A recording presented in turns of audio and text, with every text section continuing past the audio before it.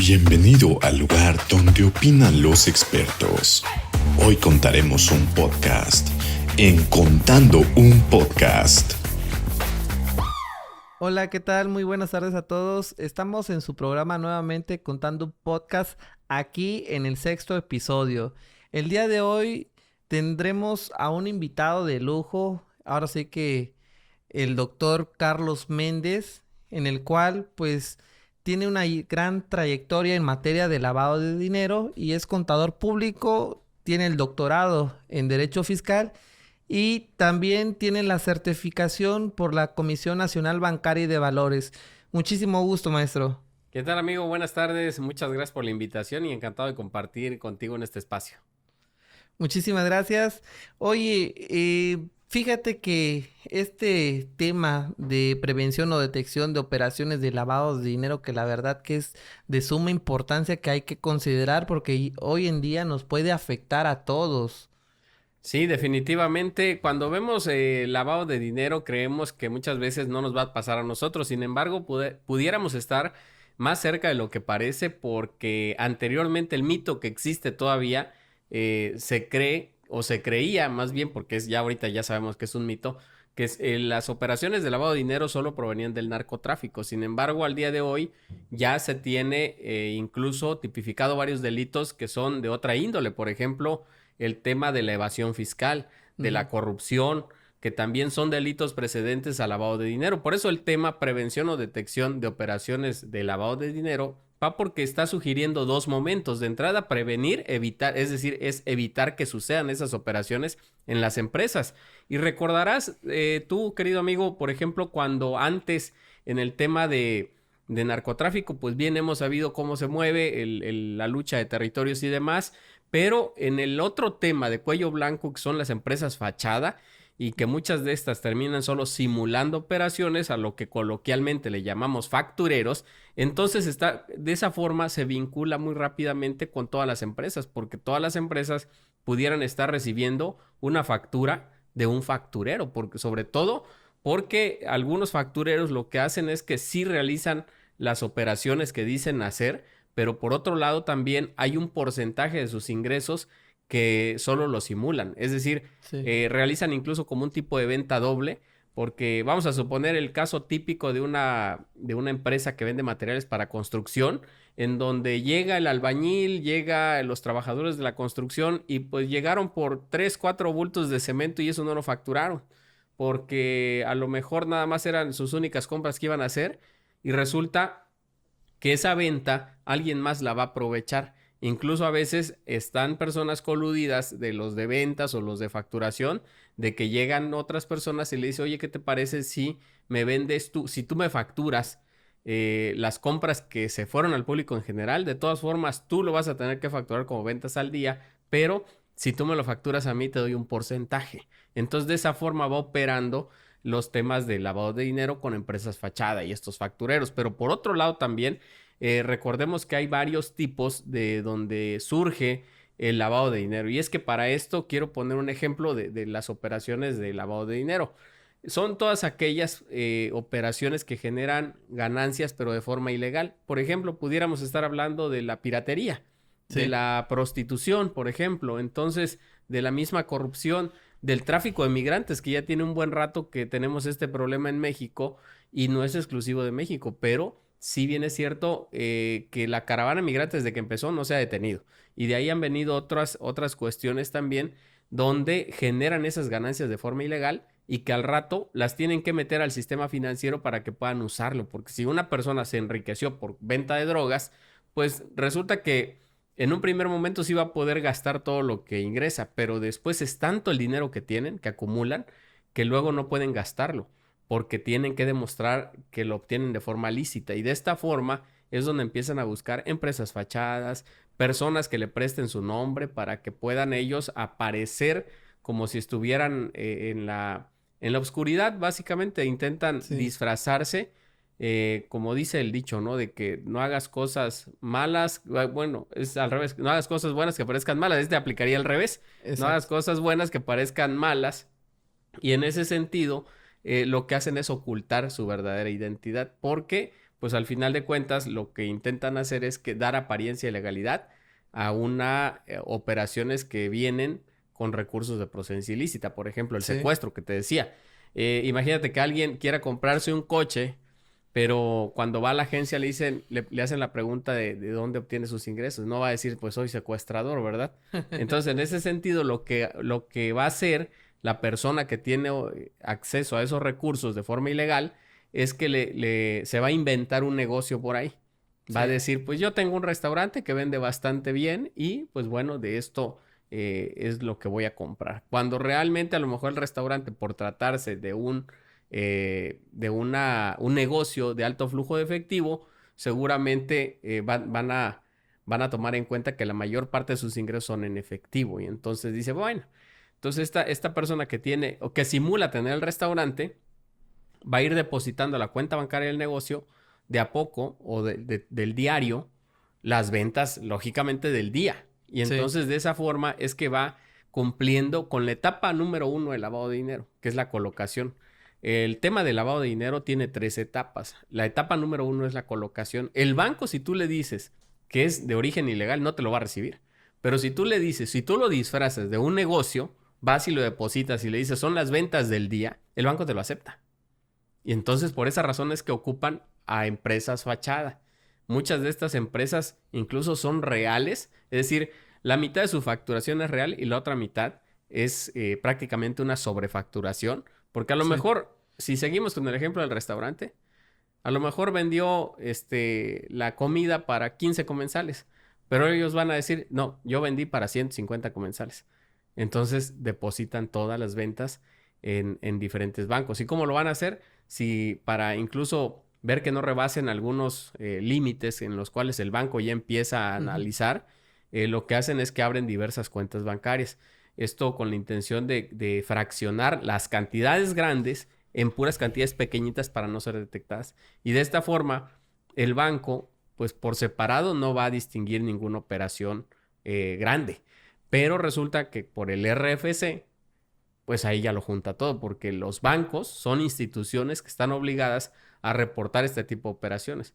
3 tipos de operaciones también existen: las operaciones relevantes, las internas preocupantes y las inusuales. Entonces el banco, cualquiera de estas 3, la va a reportar, o incluso hay una cuarta que se llama de 24 horas, que es cuando se tiene un indicio de que proviene de una actividad ilícita, o a lo mejor no necesariamente el origen, sino igual van orientados destinados a favorecer alguna actividad ilegal.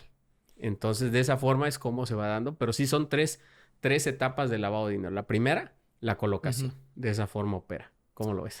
No, pues muy interesante. La verdad que, como te decía, pues es algo que nos afecta a todos y como tú ya bien lo dices, la compraventa de facturas también que se vive actualmente, inclusive, ¿no? La prestación del nombre, ¿no? La identidad. Que, oye, préstame tus datos, solamente es para hacer algunas operaciones, nada relevante, y cuando vienes a ver, pues te ves involucrado en este tipo de mecanismos, por así decirlo. Sin embargo, también algo muy importante que estás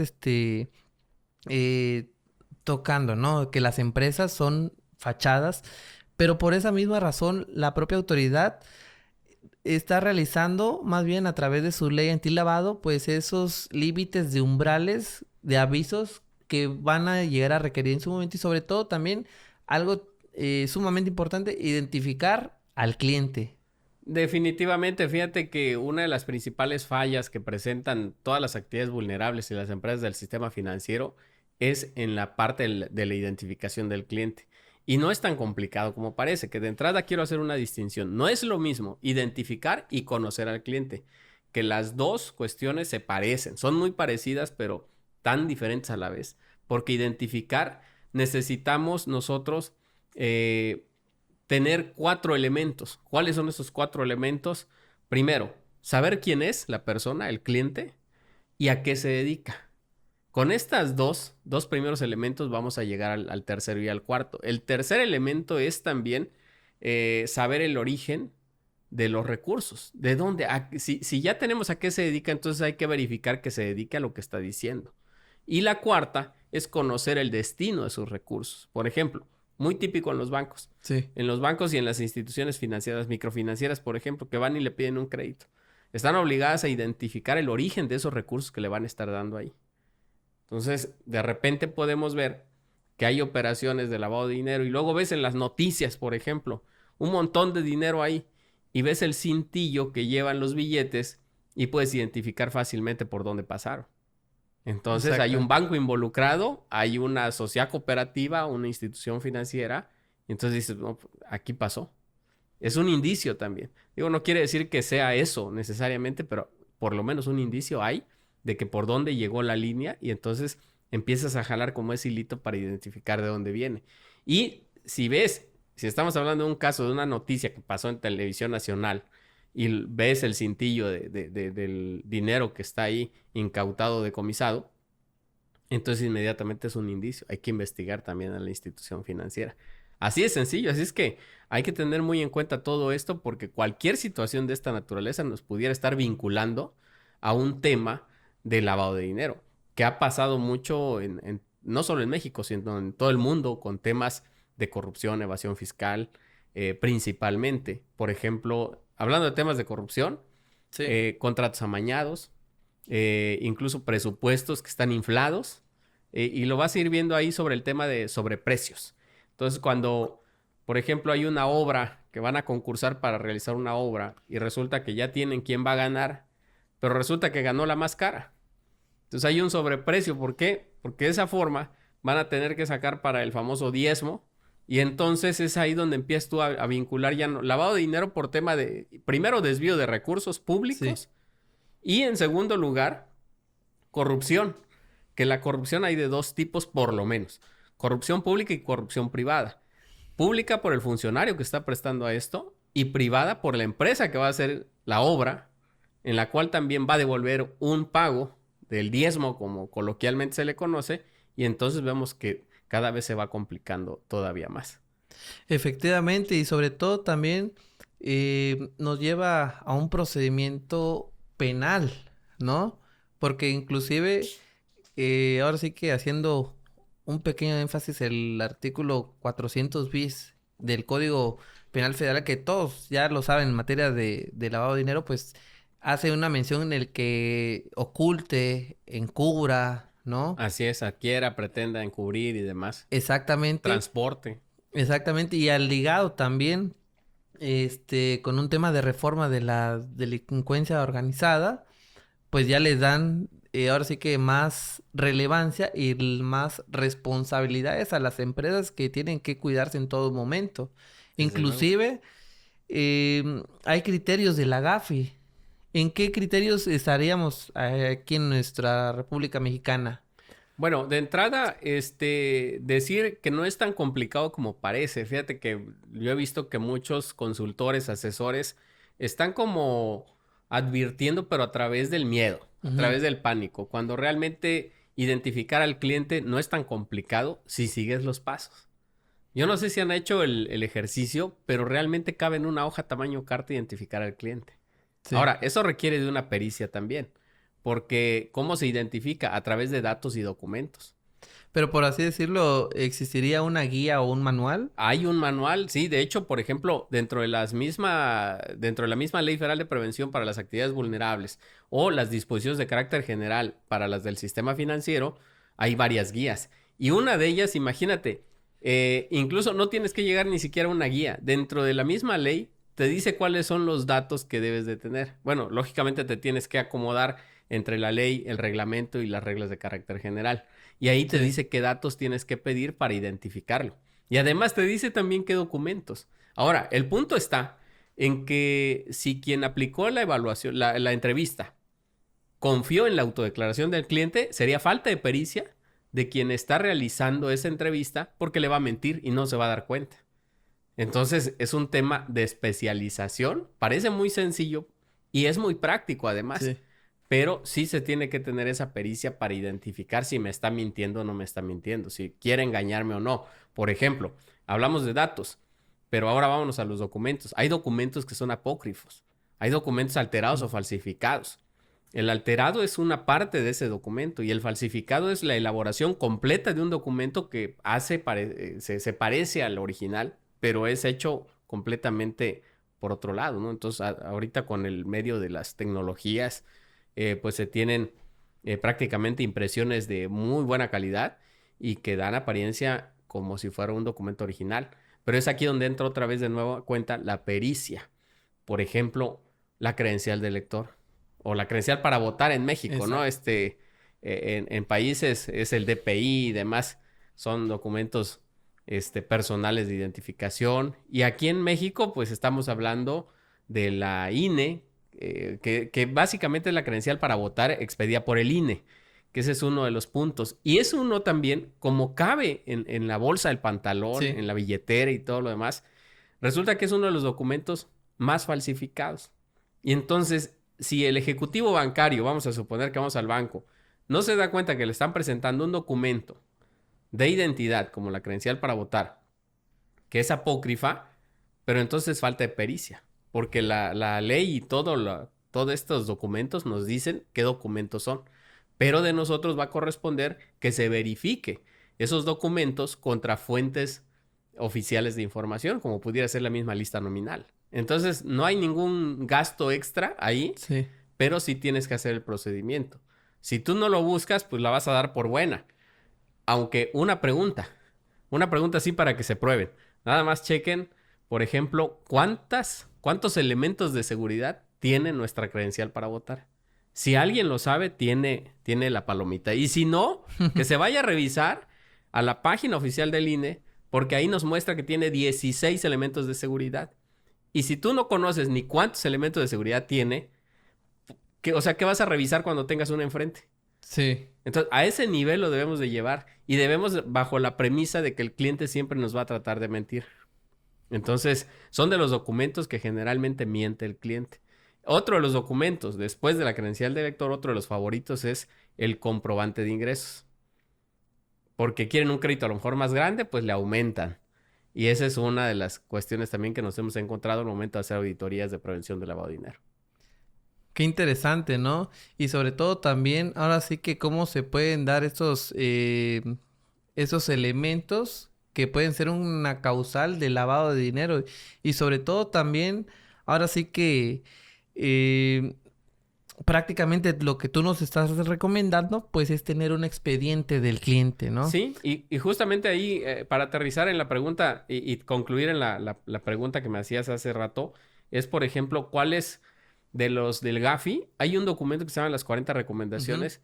Yo te pudiera decir algunas, pero te voy a decir los apartados, por ejemplo, donde viene la debida diligencia del cliente, que es la parte preventiva, es decir, evitar que suceda. Sí. Viene la debida diligencia del cliente, es decir, cuando el cliente se porta de manera transparente, entonces vamos a hacer una debida diligencia. Pero si el cliente me empieza a mentir o empiezo a detectar de que a lo mejor es un cliente que es de alto riesgo porque a lo mejor es persona políticamente expuesta, tiene un cargo público de alto nivel, entonces ya no voy a aplicar mi debida diligencia normal, sino que voy a aplicar una debida diligencia reforzada. El DDR o el DDC, que sería debida diligencia del cliente, DDC, o debida diligencia reforzada, DDR. Entonces ahí está, todo con los temas del Gafi, que es el estándar internacional en materia de prevención de lavado de dinero. Y ahí en el criterio de la Gafi, hay algunos países pues que, por así decirlo, tienen una palomita que siguen todos los estándares que recomienda, pero aquí, en México, ¿qué tipo de estándares cumplimos? Bueno, hay varios, sin embargo, también debo comentarte que se evalúan constantemente y, por ejemplo, México ha sido uno de los países, no solo de los más obedientes, sino que de los más cumplidos, vamos a llamarlo así, de papel. ¿Por qué de papel? Porque el Gafi recomienda tener leyes antilavado y México creó su ley. O sea, en papel cumplió, le pusieron ahí una palomita, ¿no? Sí.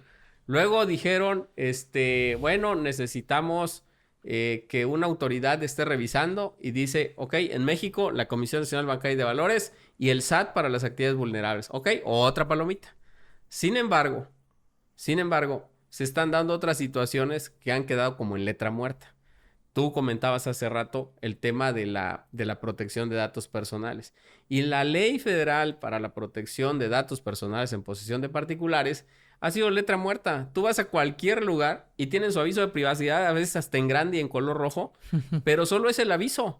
Si tú le preguntas sobre los mecanismos de protección de datos, no te dicen. No hay, porque simplemente se dedicaron a hacer el aviso de privacidad. Y le pide su manual. Y muchos tienen manual de aviso de privacidad. Pero resulta que no lo aplican. Sí. Entonces es prácticamente tener un aviso de privacidad de papel. Y recordemos que el tema del lavado de dinero también se da por tema de suplantación de identidad. Porque, por ejemplo, la empresa fachada de la que hablábamos hace rato, resulta que los socios que aparecen en el acta constitutiva ni siquiera saben que son socios de una empresa. O sea, nada más les pidieron, oye, ¿tienes tu credencial de lector? Tráeme tu comprobante de domicilio, acta de nacimiento, tu acta de matrimonio si estás casado y demás. Ah, sí. Lo llevan, lo entregan y les dan a lo mejor una comisión de 300, 500 pesos. Pero ellos, con esos documentos, resulta que fueron al notario y constituyeron una sociedad. Y muchos notarios, no digo que todos, pero muchos notarios no han tenido esa debida diligencia de identificar al cliente. No identifican si es o no es un empresario verdadero, Sí. el que aparece ahí. Y entonces te vas a dar cuenta muy fácil cuando dice que es el socio mayoritario que tiene 50 millones de pesos y cuando tú ves al señor en persona, resulta que no. Ahora sí, como decimos, no cuadra entre su aspecto, incluso su cuidado físico, contra lo que dice tener en el acta constitutiva. O inclusive, ¿no? Que a veces la persona, cuando se da el robo de identidad, ya está muerta, ¿no? Y sigue También. teniendo operaciones. Así es, sí, sí. Pero volvemos otra vez al tema ese de desconocimiento. Y entonces cabe la pregunta, ¿estamos siendo diligentes o estamos siendo negligentes por dejar pasar este tipo de operaciones así nada más? Y el notario sería una de las primeras líneas en donde puede detectar a estas empresas que van a terminar vendiendo facturas. Porque al final de cuentas, nadie tiene interés por proteger los derechos, los intereses de los que están ahí en el acta constitutiva. Por una comisión de 300, 500 pesos que recibieron alguna vez y ellos están vendiendo facturas millonarias, cobrando una comisión que va del 5 al 8%, como se ha visto en diversas notas periodísticas, por ejemplo. Y así sucede, así se va. Y entonces, pues, ¿con cuántas empresas de esta naturaleza no estaremos rodeados todos los días, no? Entonces hay que tener mucho cuidado. Sí, ahora sí que esas empresas, pues muchos desconocen cómo funcionan sus operaciones y sobre todo también algo que mencionas y muy importante, ¿no? De que no tienen el debido cuidado, la debida diligencias y por lo mismo hasta inclusive que he visto en algunas noticias o radios que hay robos, ¿no? Hackeos Claro. del robo de identidad. Y que al final de cuentas, pues eso sirve para abrir otras empresas Así es. fachadas. Sí, sí, sí, lo vas a notar muy rápido. Fíjate que lo notas cuando una empresa fachada tiene los mismos socios que otra empresa fachada. Entonces te vas a dar cuenta que los socios se repiten porque se quedan, ahora sí, prácticamente sin personas, entre comillas, de confianza para seguir construyendo esas empresas fachadas y empiezan a repetir socios. Entonces ese es un dato. Así que se ve ya como una tipología. Lo mismo sucede también con el domicilio fiscal. Lo mismo sucede con el correo electrónico que registran en el SAT. Resulta que el mismo correo electrónico lo tienen 8 o 15 empresas. Entonces, pues es empresa fachada. Alguien los está manejando. Por eso ahora en el artículo 32 quater del Código Fiscal, pues resulta que ya está ahí beneficiario controlador. ¿Quién controla todo esto, no? Ese es el verdadero punto del beneficiario controlador. Ok, si hay tantas empresas fachadas, pues ¿quién los controla todos, no? Porque es como un globero. El globero que va en el parque. Sí. En el parque de diversiones, pues todo los lleva de uno. Él es el beneficiario controlador. Porque todos los mantiene con una sola mano. Y entonces él es quien maneja todos esos globos. Si cada globo fuera una empresa fachada, el globero, el vendeglobos, es el beneficiario controlador. Sí. De esa forma lo pudiera yo ilustrar así, como una imagen. Y muchas empresas, ¿no? Lo que salieron es corriendo a ver cómo estaban sus estatutos corporativos, quién era el beneficiario controlador, para que no tuvieran problema con las mismas autoridades hacendarias y también, inclusive, con la fiscalía, porque de cierta manera pasan reportes y Claro. pueden tener un proceso delictivo, ¿no? Y sin Sí, saberlo, así es. sin deberla ni tener. Sí, Sí. desde luego, sobre todo porque es que te digo, la información era muy pantanosa ahí. No se distinguía bien dónde iniciaba y terminaba una situación. Sí. Pero si entendemos, por ejemplo, qué es lo que busca, cuál es el objetivo de identificar al beneficiario controlador, es bien ver quién mueve todo. Eso es. Por eso, dentro de los supuestos viene los porcentajes de tenencia accionaria. Porque, quieras o no, imagínate, si es un socio mayoritario, va a tener más injerencia que todos los demás. O sea, desde ahí. O bien, no soy socio, pero soy un apoderado. Ah, bueno, entonces también puedes hacer cosas con la empresa. O sea, tú puedes dirigir, controlar, sesgar, pues, alguna operación a tu favor. Entonces, por esas razones que vienen ahí. Pero de ahí, así como hay que identificar al cliente, también hay que identificar a los socios, a los accionistas, a los funcionarios, a los empleados, a los apoderados. A todos. A todos, es decir, no solo va hacia afuera, que serían identificación del cliente, también identifiquemos al proveedor, por ejemplo.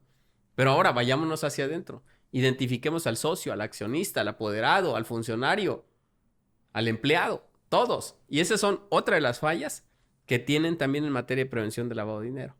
Que no integran un expediente de los socios. Sí. ¿Quién lo tiene? El notario.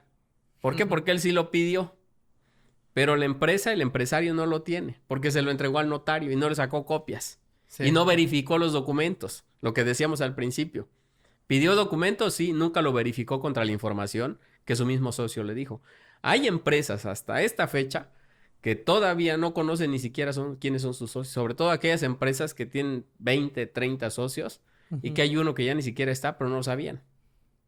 Entonces, se va complicando, ¿no? Pues prácticamente nos estarías hablando de la integración de un expediente tanto para clientes, proveedores, socios. Así es. Pero ya estaríamos abordando un tema de gobierno corporativo, ¿no crees? Desde luego, sí. Es que esto es un cúmulo. Mira, fíjate que de repente a veces están así como que muy necios en el tema de ver si lo debería llevar un abogado, si lo debería llevar un contador.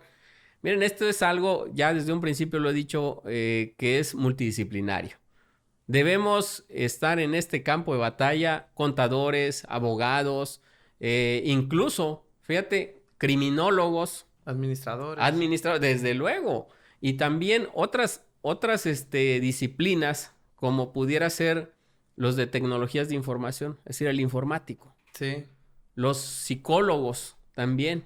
Porque recordemos que estamos hablando de comportamientos, de conductas, y resulta que para identificar al cliente necesitas ver cuáles son las verdaderas intenciones del cliente. Entonces nos ayuda bastante un psicólogo o un criminólogo.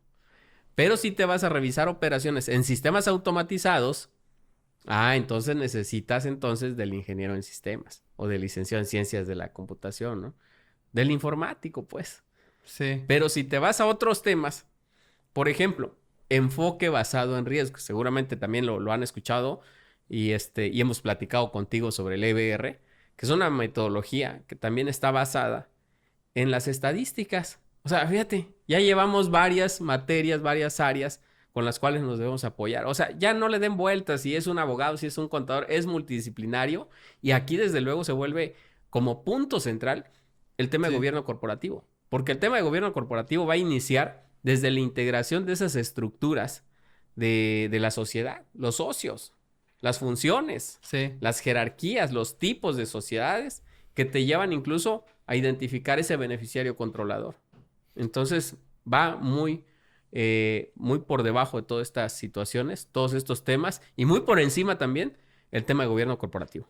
Y asimismo, que ahora sí que el tema, ya para concluir, pues el gobierno corporativo se empezó a implementar en grandes corporaciones, ya lo traían, porque pues eso no es un tema novedoso, sino que ha nacido en diversos países, pero pues como ya lo mencionas, mi estimado amigo, no todas las empresas mercantiles lo llegan a implementar.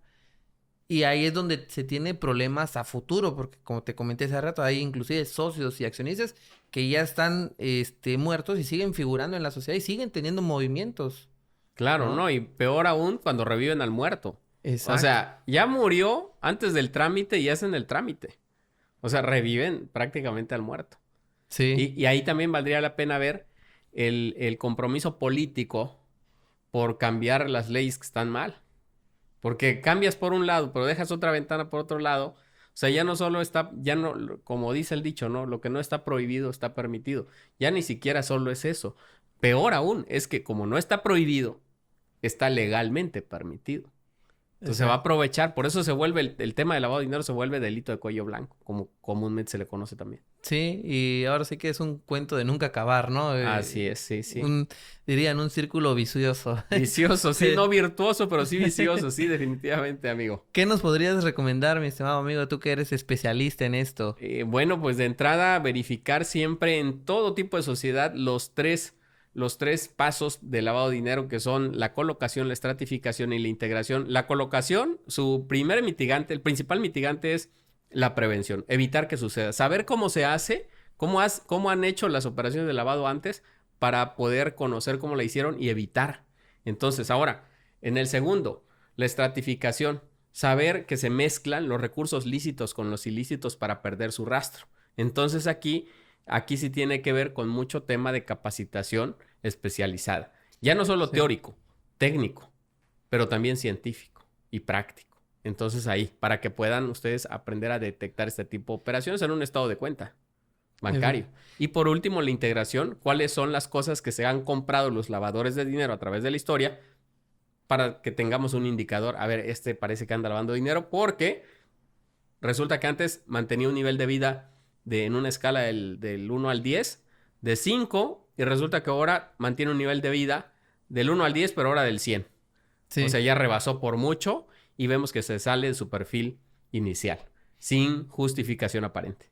¿Y esta integración, todas las empresas lo pueden realizar o solamente los que son actividades vulnerables? Te voy a decir por qué. He escuchado de que dicen, no, yo no lo voy a realizar porque pues no soy una actividad vulnerable en la ley antilavado de dinero, ¿sí? Y eso surge mucho de que, ¿por qué voy a identificar a mis clientes, proveedores o a toda la sociedad si no tengo una actividad vulnerable? Sí, lo ideal es que fuéramos todas las empresas, ¿no? Sí. Pero la realidad es que todavía hay que convencer al empresario de que actúe y tome los temas de prevención. No hay una cultura de prevención, hay una cultura de reacción. Ese es lo complicado. Entonces, cuando llegamos con un tema de prevención, pues como no va a haber una multa, vamos a suponer, por no implementar un tema de prevención, pues no le hacen caso. Sí. Se tienen más miedo al SAT, que los va a multar por no presentar un impuesto, a que por no prevenir. Y realmente, en tema de prevención, no solo es el riesgo económico, sino también el riesgo reputacional que corren al verse involucrados con un tema de lavado de dinero. Entonces, hay muchos casos de los que pudiéramos hablar, pero nada más les dejo uno ahí para que lo revisen. Julián Álvarez. Exactamente, y no solo, sino que también está el famoso Rafa Márquez. También, que salieron juntos en la misma lista, salieron ellos dos y les bloquearon las cuentas. Y, por ejemplo, a Julián le bajan la música de Spotify y todavía se la subieron, pero luego la volvieron a quitar. Y ahí están de a poco regresando. Y el que salió primero fue Rafa Márquez, luego fue, ahorita no tiene recientemente. Mucho, Julián. Sí. Imagínate, lo orillaron a que todas sus operaciones lo hicieran efectivo. Muy bien, pues muchísimas gracias, mi estimado amigo doctor, por acompañarnos a nuestro programa. Y estimados participantes, recuerden seguirnos en nuestras redes sociales como CAFIT México. Estamos en Spotify, Instagram, Facebook. Muchísimas gracias y hasta pronto. Expertos en temas legales, fiscales y de negocios. En Contando un Podcast.